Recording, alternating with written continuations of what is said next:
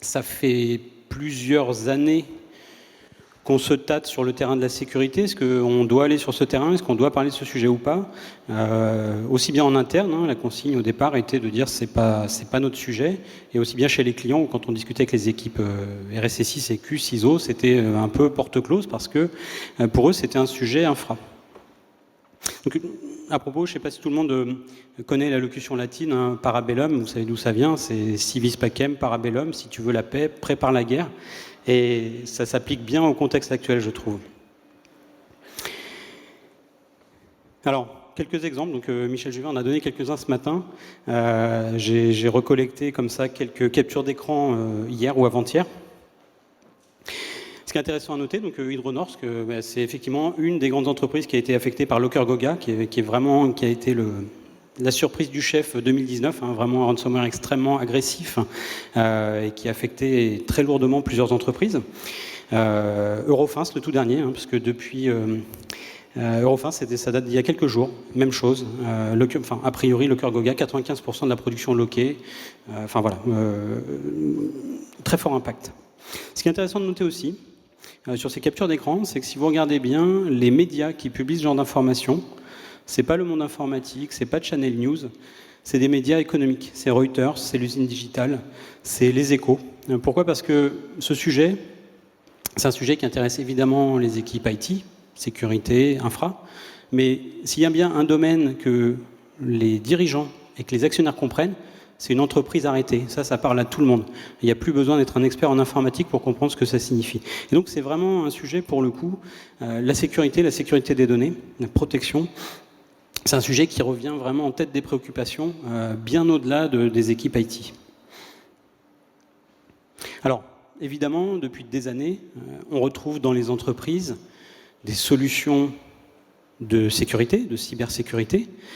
Pas que, ça ne repose pas que sur des solutions matérielles, bien évidemment. Il y a des matériels firewall, next generation, des logiciels anti-malware, des logiciels antivirus, etc., etc. Ça repose aussi sur des process, des best practices, des formations d'utilisateurs. Donc ça repose, une stratégie de sécurité, elle repose sur beaucoup d'éléments.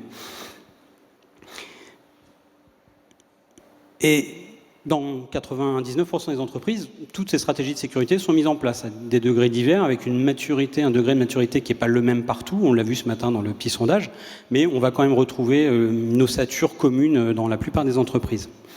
Malgré tout, on voit bien, et l'actualité le prouve, qu'aucune forteresse, aucune citadelle n'est imprenable, et que tous ces systèmes de cybersécurité sont effectivement efficaces 99% du temps, mais pour les 1% restants, au moment où quelqu'un va réussir à contourner ses défenses, quelqu'un va réussir soit avec du phishing, soit avec de l'intelligence sociale, peu importe, ça peut être une erreur utilisateur, ça peut être une faille dans un système.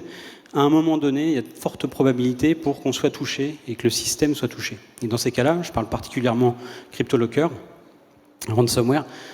Dans ce cadre-là, on va dire que le compteur tourne et que c'est la survie de l'entreprise qui est en jeu.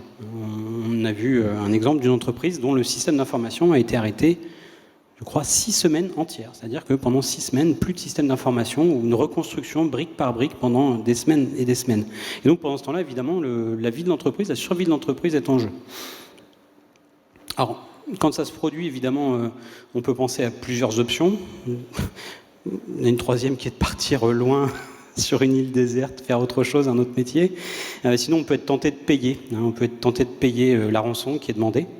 On a vu récemment, dans un événement VIM, un intervenant, un conférencier qui s'appelle Laurent Combalbert, qui est un ancien négociateur du RAID et qui a monté maintenant son entreprise de négociation en cas d'attaque ransomware et qui négocie pour les entreprises, qui est mandaté par les entreprises. Donc, il a une centaine de consultants dans le monde. Et donc c'est une expérience intéressante parce que dans ce cadre-là, ils essayent de négocier justement la remise à disposition des données et donc payer éventuellement une rançon, négocier le prix et essayer de récupérer une partie des données. Ce qu'il expliquait, c'est que même dans le cas de figure où les attaquants, si on peut les appeler comme ça, jouent le jeu de négociation, finissent par rendre une clé de déchiffrement contre une rançon, Jamais, jamais, jamais 100% des données n'est récupérable. Même avec de la bonne volonté de la part des hackers, il reste toujours une portion des données qui n'est pas récupérable. Et là, on parle bien de bonne volonté. Alors Arnaud m'a fait parvenir un article assez drôle, ou en tout cas ironique, il y a quelques jours, où a priori on a découvert que 2 sociétés qui se présentaient comme étant capables de, contre évidemment paiement, contre service, capables de restituer des données aux clients, donc de déchiffrer. Alors on suppose qu'ils ont une puissance informatique conséquente pour déchiffrer de l'encryption forte, ou alors en fait ce qui s'est passé, ce qui a été découvert, c'est qu'au final eux encaissaient l'argent et négociaient avec les hackers, à tel point que les hackers, dans leur capture d'écran, enfin dans leurs écrans d'avertissement, indiquaient cette société en disant « Travaillez avec telle société, ils sont très bien pour récupérer vos données ». Et a priori, c'est allé aussi loin que sur le Darknet, on pouvait retrouver des vouchers, des coupons de réduction si on passait par cette société, qui donc en fait n'a jamais récupéré aucune donnée, a simplement payé les hackers pour récupérer une clé de déchiffrement. Bref, donc c'est effectivement le marché de la cybersécurité. On peut maintenant se retrouver face à des gens très mal intentionnés et d'autres qui vont profiter un peu commercialement de la situation. Donc cette solution-là, le paiement, c'est clairement jamais la bonne solution. L'autre solution, il en reste une seule, c'est la restauration. C'est le backup. Qu'est-ce que c'est que le backup? C'est une copie des données qu'on a mis en sécurité dans une infra distincte de l'infrasource. Je parlerai tout à l'heure d'un adage qui est snapshot is not backup, on va en reparler tout à l'heure. Et donc, quand on se retrouve dans cette situation, aucune donnée accessible, des données entièrement chiffrées, qu'est-ce qu'il reste à faire? Restaurer. C'est aussi simple que ça. Alors, restaurer, ça suppose un certain nombre de choses. Déjà, si on regarde sur le type d'attaque, on peut identifier 2 types. La plus ancienne, qui est une attaque opportuniste, un ransomware qui traîne et qu'on attrape par malchance, mais les données sont encryptées de façon complètement aléatoire. Voilà, c'est un peu comme attraper un rhume. Il y a un autre type d'attaque, beaucoup plus pernicieux, c'est une attaque ciblée, une attaque orchestrée vis-à-vis d'une entreprise. Et c'est ce qu'on voit de plus en plus. Ce n'est pas une entreprise au hasard qui est attaquée, il y a vraiment eu un plan conçu dès le départ pour attaquer cette entreprise. Et dans ce cas-là, il y a eu effectivement une méthodologie adaptée pour attaquer cette entreprise, c'est-à-dire que les choses vont se faire en plusieurs étapes. L'attaquant va d'abord trouver un moyen de pénétrer dans le système, en général ça peut être via des failles des zéros, peu importe, prendre le contrôle d'un système, rebondir pour acquérir les droits au niveau de l'AD, et ensuite une fois qu'il a pris le contrôle, tout ça se fait de façon silencieuse, on ne le voit pas. À partir du moment où il va avoir accès à la masse des données de l'entreprise, la première chose qu'il va faire, ça va être d'encrypter, devinez quoi, évidemment les sauvegardes, puisque le premier réflexe, c'est de se dire mes données ont été chiffrées, je vais les restaurer. Donc les hackers sont malins, évidemment, et donc commence par cette partie-là. C'est souvent indétectable, parce que les sauvegardes, c'est des données mortes, en général, qui ne sont plus accédées, donc on ne se rend pas compte de ce qui se passe, on s'en rend compte trop tard. Donc évidemment, on encrypte les sauvegardes de façon silencieuse, et puis ensuite, on lance le chiffrement massif, et pour le coup, c'est des logiciels qui ont de très bonnes performances, ils arrivent à encrypter des masses de données très rapidement, malheureusement. Et donc quand on se rend compte de l'attaque, ça va très vite, on se rend très vite compte que quelque chose de pas normal se passe, on se retourne pour essayer de se servir des sauvegardes, et là on se rend compte que ça a été les premières données qui ont été chiffrées.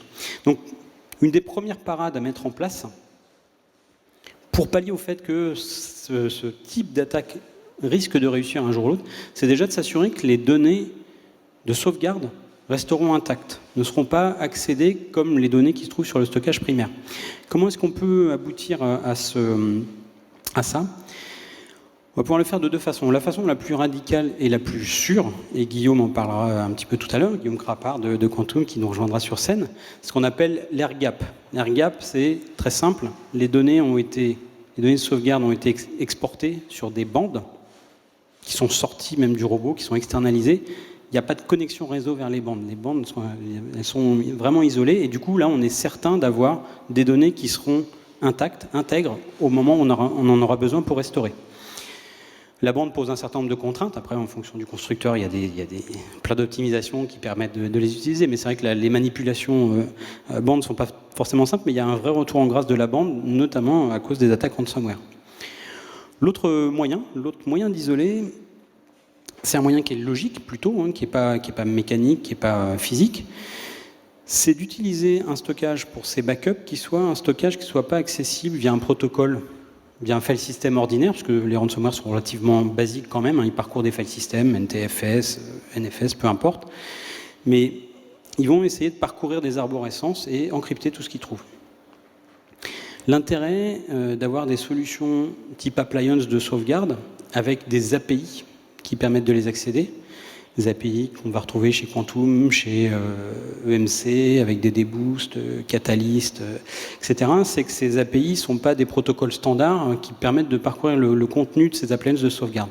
Donc, on a une isolation logique qui fait que quand le CryptoLocker va se déclencher, il peut toujours accéder éventuellement au serveur de sauvegarde Vim, à ses proxys, mais les repositories, là où sont stockées les données, il ne va pas aller parcourir ces données parce qu'elles sont derrière un protocole qui ne s'est pas utilisé. Donc ça, c'est un des moyens déjà de garantir que les sauvegardes vont rester intègres. Maintenant, il y a une deuxième faiblesse, pour le coup un maillon faible, qu'on va retrouver dans toutes les solutions de sauvegarde sauf la nôtre.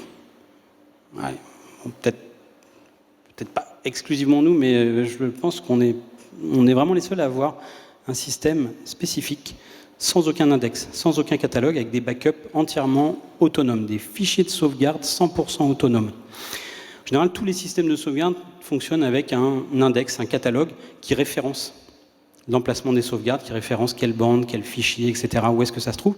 Et ce catalogue, il est nécessaire pour la moindre restauration. Sans catalogue, pas de restauration. Ces solutions, en général, elles ont été conçues il y a un certain temps.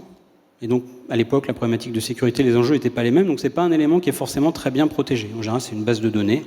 Alors évidemment, elle peut être protégée, on peut en avoir une copie, mais très souvent, on n'a pas pensé, même on n'a pas conçu son architecture de sauvegarde en ayant en tête la protection de ce catalogue. Et donc, c'est un maillon faible extrêmement important. On peut évidemment, donc, comme je disais, le protéger. L'autre solution, c'est d'utiliser Vim, où on va se retrouver avec une infrastructure de sauvegarde qui n'est pas dépendante d'un catalogue, qui n'est pas dépendante d'une base de données, qui n'est même pas dépendant du serveur Vim Backup. La particularité des backups Vim, c'est qu'ils sont entièrement autonomes. Vous pouvez perdre la totalité de l'infra Vim. Pour restaurer, il faudra évidemment réinstaller un serveur, ça va se faire en une quinzaine de minutes, sans aucune configuration. Vous êtes en mesure de restaurer depuis une sauvegarde Vim. On fournit même un utilitaire qui s'appelle extract.exe, qui sans aucune installation est capable d'aller extraire le contenu d'un backup Vim pour le restaurer à l'endroit souhaité. Ça, c'est vraiment quelque chose qu'on a pu constater à plusieurs reprises cette année déjà. C'est-à-dire qu'un de ces clients qui a été touché utilisait deux solutions, Vim et une seconde solution. Et la seconde solution, j'en parlais ce matin, enfin en début d'après-midi, le catalogue a été chiffré. C'est-à-dire que la solution de sauvegarde elle-même, au moment où elle aurait dû servir à remplir son rôle, restaurer les données, on s'est retrouvé avec une impossibilité de restaurer. Les données étaient là, les backups étaient là, mais l'éditeur logiciel qui a envoyé des experts qui sont restés 3 semaines sur site ont été dans l'incapacité de restaurer le premier octet. Donc, vous imaginez un petit peu le risque représenté par ce catalogue si jamais il est corrompu, si jamais il est chiffré. Donc ça peut s'appeler catalogue, index, base de données, mais ça constitue un point faible qu'on ne va pas retrouver chez Vim. C'est pour ça que je le mentionne. Le dernier point important dans le cas de ce type d'attaque, c'est la rapidité avec laquelle on va pouvoir remettre en service. Et donc là, évidemment, des temps de restauration classiques, on va réécrire les données, ça va être très long, des restaurations massives. Et puis surtout, quand on ne sait pas exactement quand on a été attaqué et est-ce qu'on n'a pas un malware dormant qui n'est pas encore actif, on ne sait pas si on ne va pas restaurer quelque chose et remettre en circulation le même CryptoLocker, le même malware, après avoir été arrêté une première fois. Et donc on va éventuellement restaurer dans des environnements isolés, vérifier que les données sont bonnes, passer un agent pour scanner, avant de dire ok c'est bon, ou non je passe à une autre sauvegarde. Et donc peut-être il faut faire plusieurs itérations avant de retomber sur la bonne version. Donc, tout ça, ça prend du temps. On va procéder par tâtonnement. Et donc évidemment, à partir du moment où on a une technologie qui permet de faire des restaurations rapides, voire ultra rapides, avec de l'instant recovery, réinstanciation depuis les backups sans déplacement des données, on va évidemment avoir un avantage. On va pouvoir procéder à ces restaurations rapides, vérifier les données, utiliser évidemment maintenant avec Vim la fonctionnalité, Arnaud en parlera tout à l'heure, Secure Restore, en intégrant un scan antivirus dans le process. Et donc évidemment tout ça va permettre de faire gagner du temps. Gagner du temps, le but étant de remettre en service le système d'information le plus rapidement possible.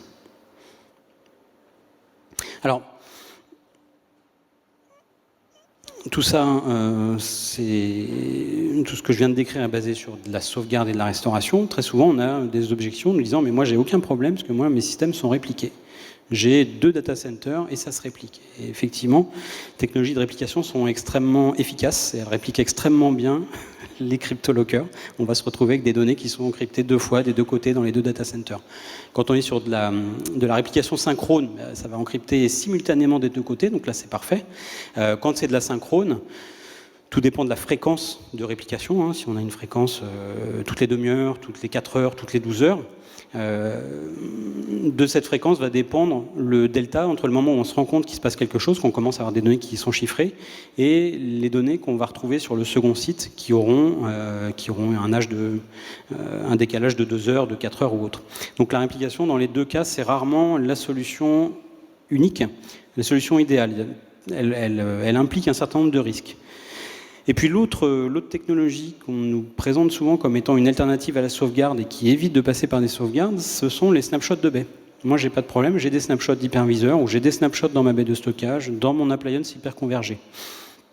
En fait, ces snapshots sont intéressants, ils peuvent faire partie d'une stratégie de sauvegarde et de sécurité. On peut s'en servir comme source de données, mais c'est malheureusement pas infaillible.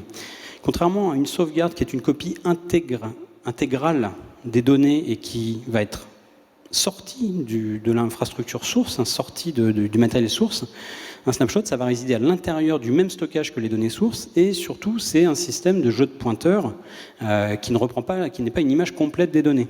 Donc on va avoir plusieurs phénomènes qui font que ce snapshot, il risque de ne pas être utilisable au moment où on va en avoir besoin, notamment si on a eu une encryption massive qui fait qu'on va réécrire complètement les volumes sources.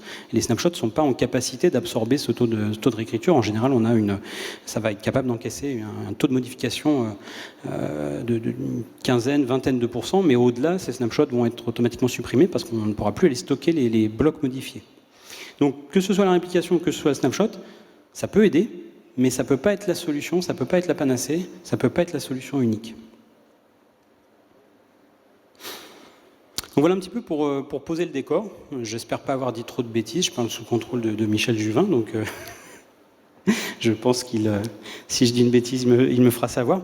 Donc maintenant qu'on a un petit peu posé les bases et posé le décor, je vais laisser la parole à Arnaud qui va nous décliner un petit peu tout ce que la plateforme Vim va apporter dans ce contexte-là. Et on a un certain nombre de choses récentes, nouvelles, qui sont intéressantes, mais on a aussi des fonctionnalités qui sont là depuis 2010 maintenant et qui donnent leur pleine mesure maintenant dans le contexte actuel.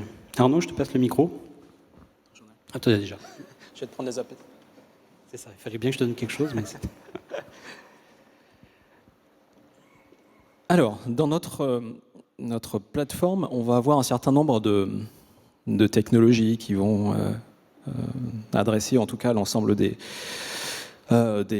difficultés que Stéphane a énoncées à l'instant. La première chose, je pense que vous avez bien compris, quand toutes vos protections et toute votre prévention, toute la prévention que vous avez mis en œuvre n'a pas été efficace, le dernier recours, ce sont bien vos sauvegardes. Hein. Ce sont vos sauvegardes qui vous permettront de redémarrer et de redémarrer vos applications. Pour cette raison, sécuriser les sauvegardes, c'est indispensable. Alors, il y a différentes façons de les sécuriser. Ces sauvegardes. Le principe, c'est de réduire l'exposition. On va réduire l'exposition de vos sauvegardes et isoler vos sauvegardes. Alors, différentes façons de le faire avec nos technologies. On va utiliser, par exemple, un repository de type Linux. Pourquoi ? Parce que les OS Linux sont un tout petit peu moins vulnérables que des OS Windows. Donc, en utilisant un repository Linux, en stockant vos sauvegardes sur le repository Linux, vous réduisez de cette façon mécaniquement la surface d'attaque et vous réduisez ainsi l'exposition de vos sauvegardes à ce type de menaces. Deuxième façon de sécuriser les sauvegardes, Stéphane en parlait tout à l'heure, c'est utiliser des protocoles d'accès propriétaires. Donc, on parle de DDBoost, Catalyst, Exagrid, et Quantum aussi, évidemment, des choses à vous présenter tout à l'heure.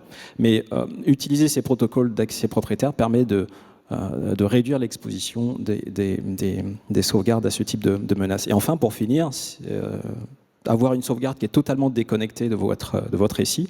Donc on parle d'offline backup. Et pour ça, la sauvegarde sur bande est aujourd'hui l'une des façons les plus efficaces d'isoler l'ensemble de vos sauvegardes. Donc ça, c'est une technologie qu'on a dans notre portfolio maintenant depuis plusieurs années. Donc sauvegarde sur bande ou vers le cloud. Stéphane en parlait également tout à l'heure. C'est important d'avoir une infrastructure de sauvegarde qui est résiliente. C'est-à-dire une infrastructure de sauvegarde qui est capable de, en cas d'incident majeur sur votre infrastructure, lorsque vous êtes victime de ce type d'incident, avoir la capacité, en tout cas avoir une solution de sauvegarde qui vous permet de redémarrer le plus rapidement possible et qui est capable de se relever suite à un incident de ce type. Donc une infrastructure de sauvegarde résiliente. On a des caractéristiques, des spécificités dans nos produits. Une particularité de notre produit, Stéphane en parlait tout à l'heure, c'est qu'on a une infrastructure qui est sans catalogue.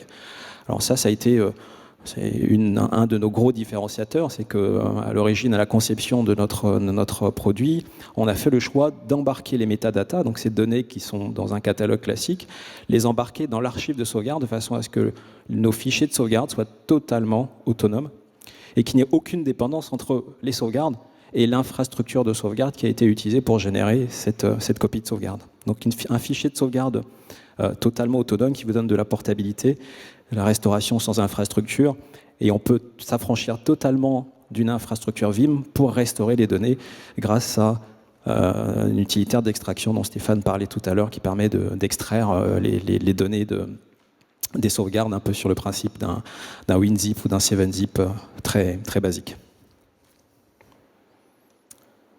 Que j'accélère. Restauration rapide. Alors, si malgré tout ça, vous êtes victime de ransomware, il faut restaurer très rapidement. Il faut pouvoir restaurer le plus rapidement possible.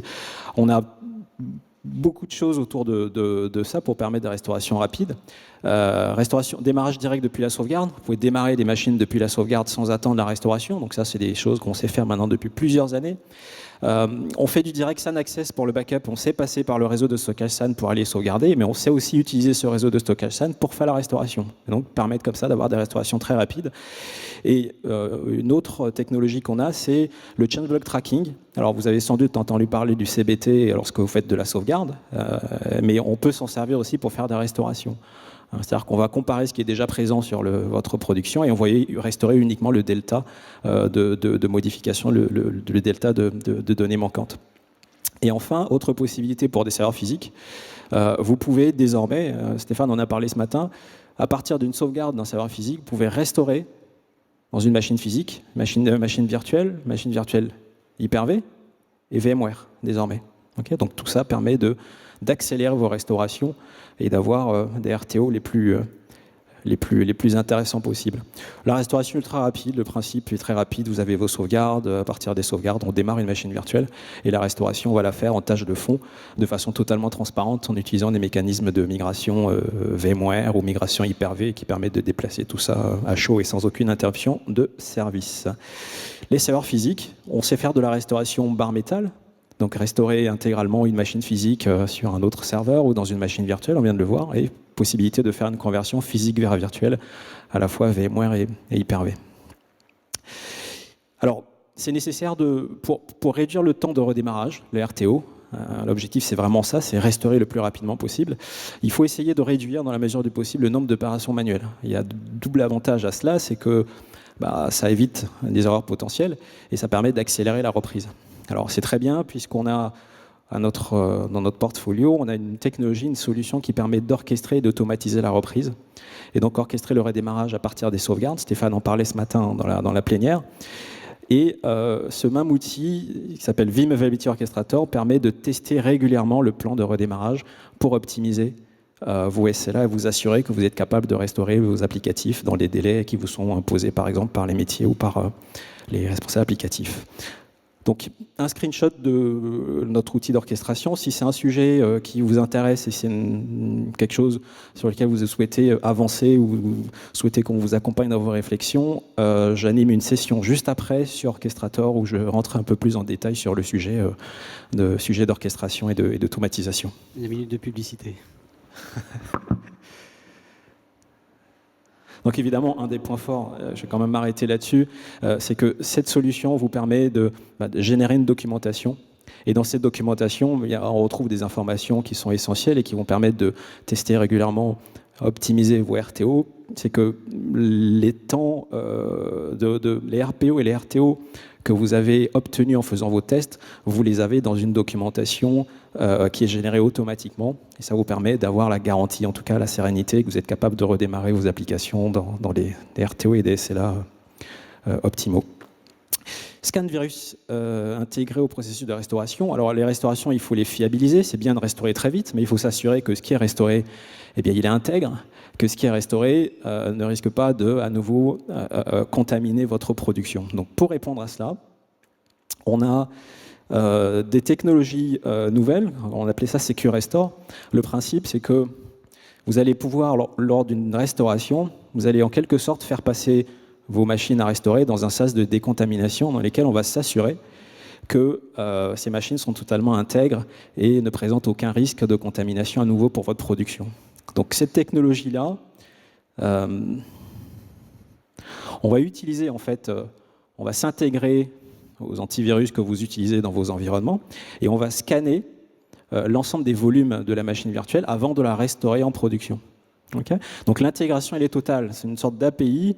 Vous pouvez utiliser des antivirus que vous avez dans vos environnements ou choisir un antivirus différent de celui que vous utilisez habituellement pour avoir une double vérification, un double contrôle avant la restauration. Donc désormais, dans la solution, dans tous les scénarios de restauration, vous verrez dans l'assistant de restauration une étape qui s'appelle Secure Restore, qui vous donne la possibilité de vous assurer, en tout cas de sécuriser vos restaurations, vous assurer qu'il n'y a pas que vos données ne sont pas contaminées.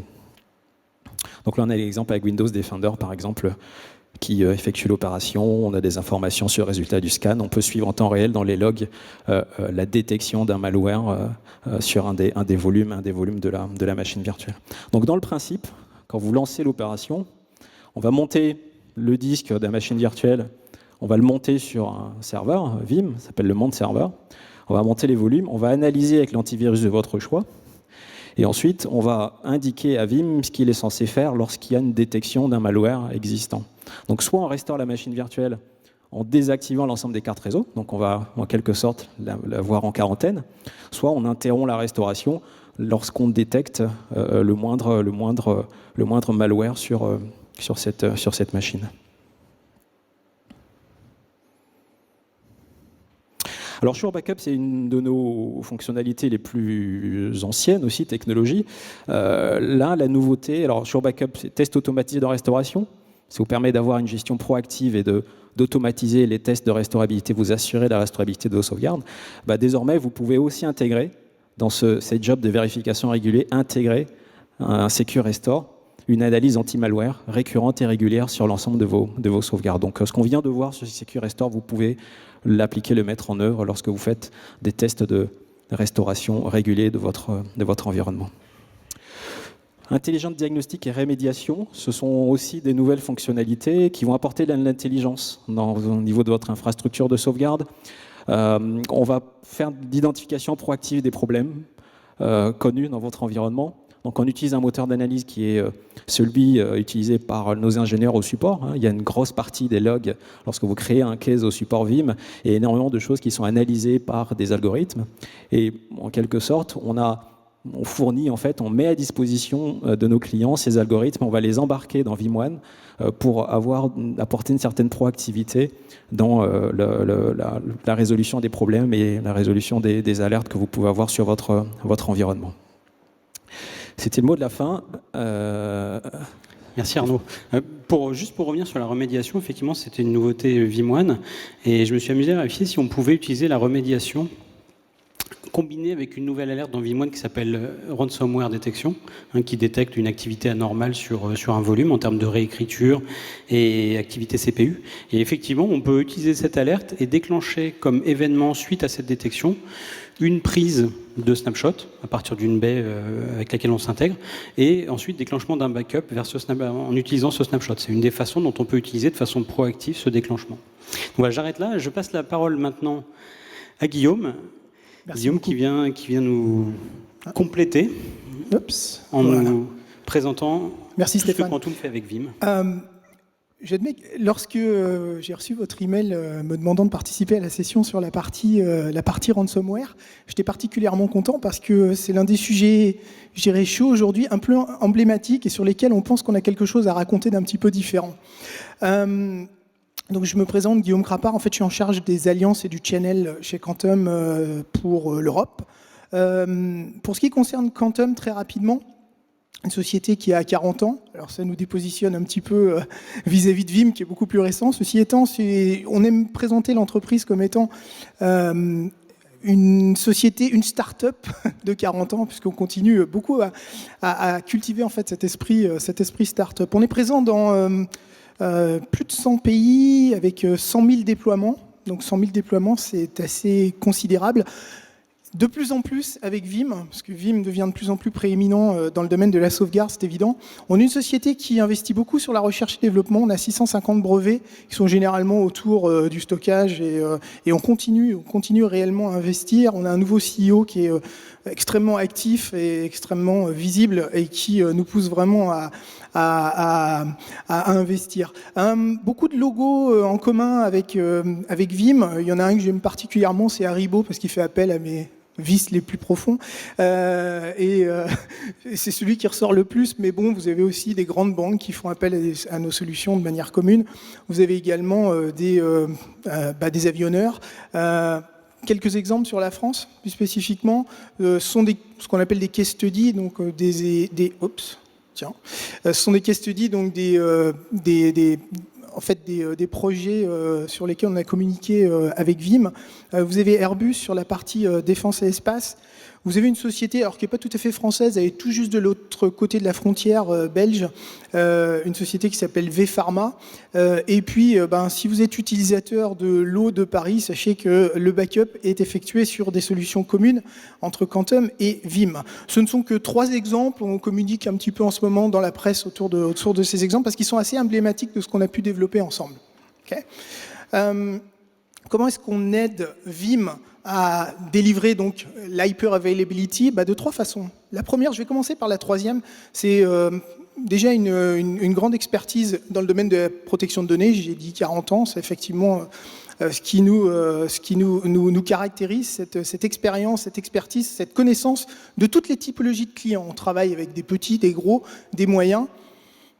Également l'intégration donc du VDMS directement sur nos appliances DXi, je vais y revenir juste après, et puis une solution de backup sur bande convergée qui prend toute sa place dans le sujet qui nous occupe aujourd'hui, le ransomware. Ça a déjà été un petit peu développé, mais c'est effectivement ce qui nous distingue dans l'approche architecturale.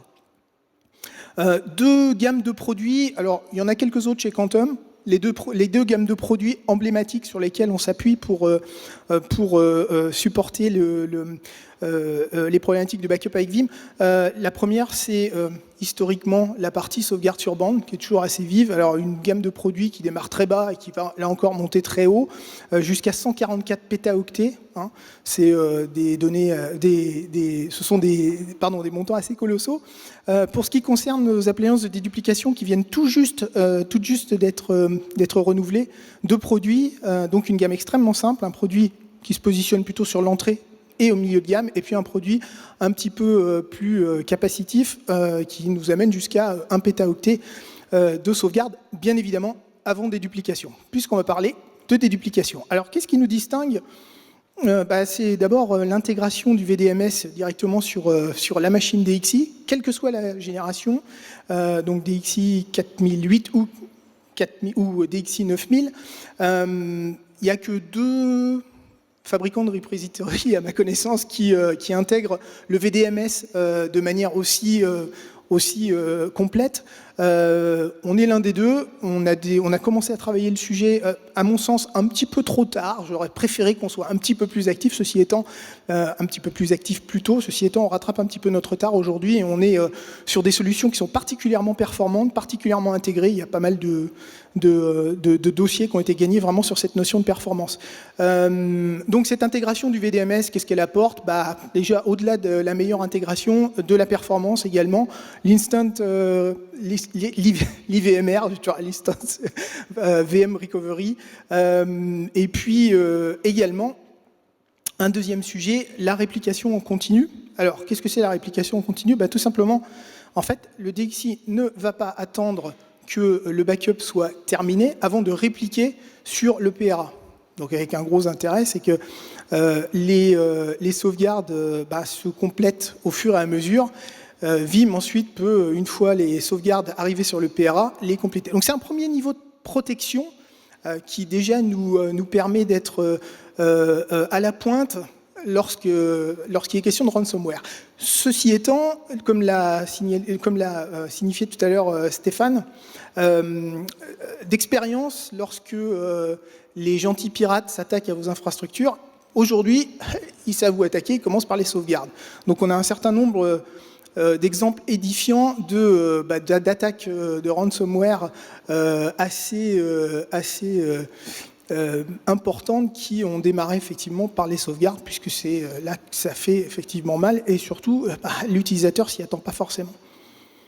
En complément de ce qui a été dit tout à l'heure, quelques fun facts sur les ransomware, peut-être y arriver. D'abord, la première chose, c'est en fait c'est un business. C'est intéressant, mais un business avec un revenu annuel estimé à 1 milliard. Okay. Alors c'est le seul business qui génère un revenu, qui génère une perte en parallèle, donc 8 milliards de dollars. C'est à peu près ce qui a été estimé en 2018 comme perte cumulée pour les entreprises, avec une moyenne de 133 000 $. Alors vous savez qu'il y a beaucoup d'estimations autour de ça, parce que tout le monde ne le dit pas. Comme tout business, il y a effectivement une place de marché, il y a également une monnaie, les crypto-monnaies. Un point également important, c'est que les ransomware, au début, on en a beaucoup entendu parler parce que, en tant qu'utilisateur ou en tant qu'utilisateur privé, ont été potentiellement affectés. Aujourd'hui, comme c'est un business, les attaquants tentent plutôt d'attaquer ceux qui rapportent, et en l'occurrence ceux qui rapportent ces entreprises. Donc on entend de moins en moins parler du ransomware dans le domaine privé, mais de plus en plus dans le domaine des entreprises. Le dernier point, c'est que ça n'est que le début, puisque la croissance de ce type d'attaque est colossale. Effectivement, on estime que en 2019, une société en fait sera attaquée toutes les 14 secondes, et puis ce sera toutes les 11 secondes en 2021. Alors j'adore ce genre de statistiques parce que ça fait toujours un petit peu plaisir, mais en l'occurrence, la réalité, c'est que c'est appelé à croire. De mon point de vue, il y a 3 moyens de se protéger des ransomware. Le premier, c'est l'option préventive, qui consiste à investir lourdement dans des logiciels de protection. L'option curative, qui consiste à payer des frais d'assurance. En l'occurrence, les sociétés d'assurance qui vont malheureusement vous facturer la chose de manière... vous facturez les prestations de manière extrêmement importante. Et puis la troisième manière de protéger, c'est simplement d'avoir, de notre point de vue, ce qui est le plus effectif, c'est d'avoir une stratégie de sauvegarde. On l'a déjà largement évoqué. Ce qui est intéressant avec le ransomware, c'est que ça a remis au bout du jour une vieille dame de 40 ou 50 ans, en l'occurrence la bande. Alors, quand j'en parle à mes enfants, ils me regardent, ils me disent « Papa, tu travailles dans la bande ?» Waouh, la bande. Alors, ils n'ont même pas connu le magnétoscope, pour vous dire. Donc, évidemment, ça leur fait un tout petit peu bizarre. Cela étant, la réalité, elle est là. C'est qu'aujourd'hui, de plus en plus, on reconsidère ce média qui semblait tomber en désuétude parce que c'est effectivement le dernier rempart vis-à-vis du ransomware. Okay. On l'a déjà un petit peu évoqué. Alors, qu'est-ce qu'on fait de mieux chez Quantum pour valoriser notre approche bande? La première chose qu'on a fait pour simplifier un petit peu l'approche et pour le rendre un petit peu plus sexy, étant entendu qu'on est quand même dans la sauvegarde, donc restons modestes, on a réintégré en fait le serveur dédié à la sauvegarde sur bande, okay, qui est nécessairement physique. Tu m'arrêtes si je me trompe, Stéphane. On l'a réintégré directement sur notre gamme de solutions entrée et milieu de gamme. Donc on a 2 produits, un produit Scalar i3, un produit Scalar i6. Donc ces 2 solutions, au moyen d'un bled, permettent de réintégrer le serveur de sauvegarde Vim directement sur la librairie. Alors ça peut paraître anecdotique, ça apporte une notion d'intégration, on appelle ça l'appliance de backup convergé. Il y a certains utilisateurs, certains sont dans la salle, et certains de nos partenaires qui reconnaissent que depuis qu'on a on a mis sur le marché cette nouvelle offre, ça leur a donné l'envie en fait de reconsidérer ce média. Okay, et je pense que c'est une excellente chose. Aujourd'hui, la bande revient en force, comme je le disais. Je discutais récemment avec un fournisseur de solutions de sauvegarde donc offline. Typiquement une société qui s'appelle Iron Mountain pour ceux qui connaissent, et qui me disait voir un taux de récupération d'anciens clients qui avaient complètement abandonné ce média, qui est aujourd'hui en très forte croissance. Pourquoi ? Parce que simplement se rendre compte que le sujet ransomware est un peu chaud, et que à un moment donné cette nécessité d'avoir des sauvegardes offline pour certaines données critiques est de plus en plus importante. Donc aujourd'hui, nos infrastructures et nos solutions sont de plus en plus dépendantes en fait de ces deux tiers, donc le tiers de sauvegarde sur du disque et le tiers de sauvegarde sur de la bande. Alors qu'est-ce qui fait, et ça conclura ma présentation, qu'est-ce qui fait dans ce contexte-là une stratégie de sauvegarde efficace ? La première, c'est le fameux 3-2-1-1, qui est un concept qui a été très largement développé par Vim. 3 copies de vos données, donc le point le plus important, sur 2 médias de type différents. Là, on voit bien qu'on a 2 médias différents, en l'occurrence la sauvegarde sur disque et la sauvegarde sur bande. Si possible, une copie de vos backups off-site, et encore mieux, une copie de vos backups sécurisés offline.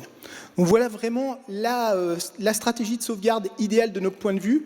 Ce qui est assez intéressant, c'est que vous voyez qu'elle est modulaire. On peut commencer par une partie, on peut rajouter les briques. C'est d'ailleurs beaucoup ce que font les utilisateurs. Ils vont commencer à se positionner en fait sur les solutions, nos solutions communes, avec une approche très classique, à type de repository, de duplication avec Vim.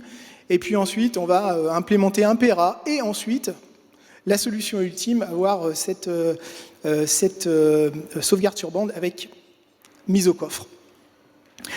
En résumé, Quantum et Vim, donc performance dans les sauvegardes et performance et fiabilité. Donc cette disponibilité de l'instant recovery, donc le VDMS sur les DXi, la stratégie de protection en remote, également un haut niveau de disponibilité et de service sur les disaster recovery. L'importance, aujourd'hui, l'importante compliance, donc tout ce qui est GDPR, et puis le sujet qui nous intéresse aujourd'hui, donc la protection des ransomware. Je vous remercie de votre attention. Je rends la parole à nos hôtes. Merci Guillaume, et même bravo pour ce respect du timing, c'est vraiment exceptionnel. Merci à tous d'avoir suivi cette session. Alors,